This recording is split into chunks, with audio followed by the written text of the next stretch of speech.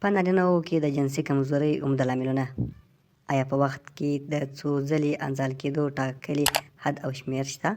مېرمنې د خاوند سره د هغوی د جنسي ځواک په پیاوړتیا کې مرسته کولی شي.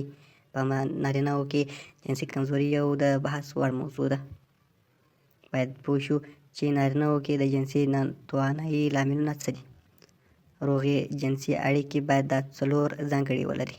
لومړی: جنسي تمایل. انسان باید ذهناً جنسي اړیکې نیونې ته چمتو وي. دویم: پارونکې کړنې. شخص باید په فزیکي لحاظ وتوانېږي چې د جنسي اړیکو د ټینګولو لپاره پوره چمتووالی ولري او له ستونزې پرته جنسي اړیکې پای ته ورسولی شي. دریم: انزال.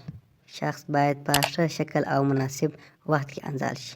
څلورم: له جنسي اړیکې نیونې څخه وروسته یې باید ذهني او جسمي روغتیا سمه وي. کېدای شي یو کس جنسي میل ولري خو په فزیکي لحاظ جنسي اړیکې نیونه او دوام ورکولو کې ستونزه ولري.